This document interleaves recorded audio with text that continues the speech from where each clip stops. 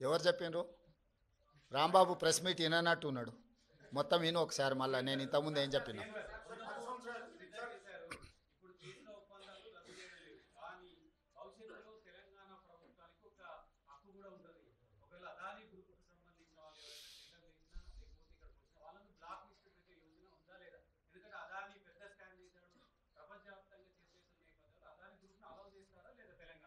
ఇప్పుడు అదానీ గ్రూపు టెండర్లు వేస్తాడా వేయడా అనే విషయమే తేలనప్పుడు వాటి మీద ఎలాంటి చర్యలు తీసుకుంటామనే చర్చ ఎందుకు వస్తుంది?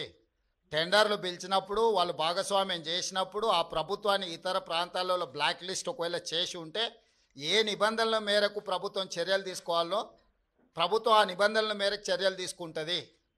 ముందుగానే ఊహించుకొని లేకపోతే ఎవరో ఒకరు ఏదో ఒకటి అల్లర చిల్లర మాటలు మాట్లాడితే వాటి మీద ప్రభుత్వం స్పందించదు. ప్రభుత్వానికి నిర్దిష్టమైన విధి విధానాలు ఉంటాయి. ఆ నిర్దిష్టమైన విధి విధానాలకు లోబడి మాత్రమే ప్రభుత్వం చర్యలు చేపడుతుంది.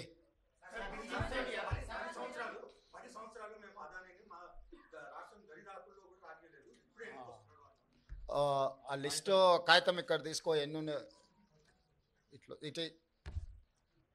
ఇప్పుడు నోరు తెరిస్తే అబద్ధాలు మాట్లాడడం,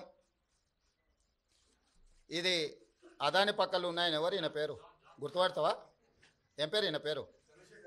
మరి ఈయన చంద్రశేఖరరావు. ఆయన వంగి వంగి నమస్కారం పెడుతున్నాయి. అప్పుడు ఆయన వంగినా ఇట్లా ఇంతగా వంగినా? అదేవిధంగా ఆయన ఇచ్చిన వర్కులు కొన్ని నేను లిస్టు చదివి చెప్పిస్తా. KCR invites Adani to set up a power plants in TS. Okay, Hans India పత్రికా ఓనర్ ఉండొచ్చు కదా. Business baron Adani meets to KCR, Times of India. ఇగో ఈ బుద్ధిమంతుడు ప్రబుద్ధుడు అదాని సంఖలో దూరిండు.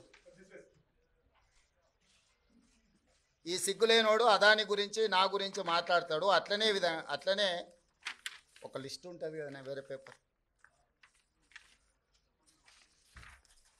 ఇంత ఉందా, 12-13 లిస్టు ఉంటుంది చూడు ఒకటి.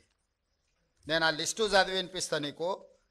ఎన్ని ఇచ్చిండ్రో వాళ్ళు, ఎన్ని నేషనల్ హైవేస్ ఇచ్చిర్రు, ఎన్ని డేటా సెంటర్లు ఇచ్చిండ్రు. ఒకవేళ సిద్ధంగా ఉన్నాడు ఆయన ఇచ్చిన అన్నిటి మీద విచారణకు, మళ్ళీ విచారణ ఏంగానే చూసిరా నా మీద కేసులు పెడుతురని ఒకల ఏడుపులు ఏడుస్తుంటాడు.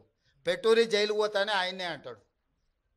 ఎప్పుడెప్పుడు జైలుకు పోదామా, జైల్లో పోయి ఉందామా అని ఆయన ఏమనుకుంటున్నట్టు. నిన్న పేపర్లో చూసిన జైలుకు పోయిన వాళ్ళు అందరూ అయినరానా? ఆ లెక్కన ముందుగాల వాళ్ళ చెల్లెలు పోయింది. మరి ఆల్రెడీ వాళ్ళ చెల్లెలు జైలుకు పోయి వచ్చింది. అట్లా కూడా ఈయనకు అవకాశం లేదు కదా. ఆ ఛాన్స్ ఒకవేళ తీసుకుంటే కేసీఆర్ ఫ్యామిలీలా ఆల్రెడీ వాళ్ళ చెల్లెలు జైలుకు పోయి వచ్చింది. ఆ ఛాన్స్ ఆల్రెడీ వాళ్ళ చెల్లెలు కొట్టేసింది. ఆ ఫ్యామిలీలో ఉన్న పోటీని తట్టుకోలేక.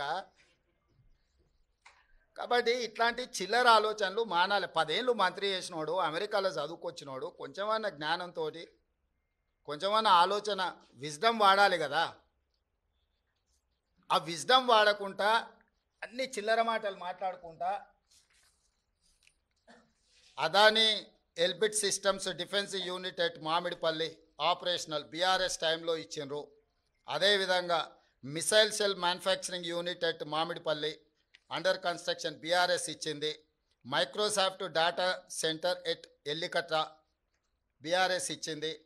అదేవిధంగా 3 national highway projects, Khammam to Suryapet national highway, Mancherial to Repallewada national highway, Khammam to Kodad national highway BRS ఇచ్చింది.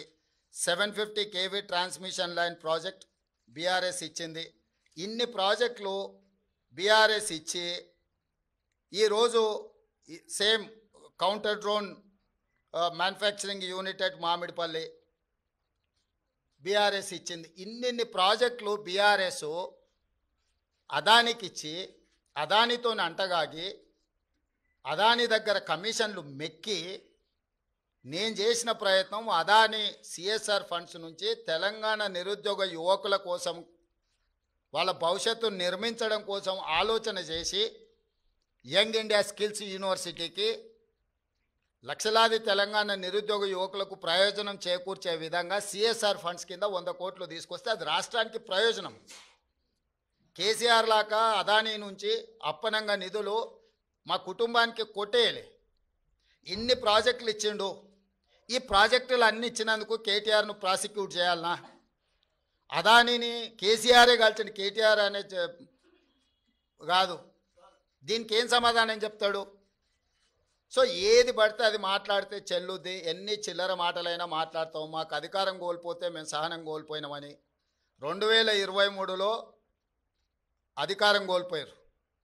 2024 జూన్లో డిపాజిట్లు కోల్పోయారు. ఇప్పుడు మెదడు కూడా కోల్పోయారు టీఆర్ఎస్ వాళ్ళు. సో మెదడు కోల్పోయిన మాటలు మాట్లాడితే దానికి ఇంకా మనం ఏం సమాధానం చెప్తాం? రాహుల్, నువ్వన్నా చెప్పాలి కదా కొంచెం అప్పుడప్పుడు.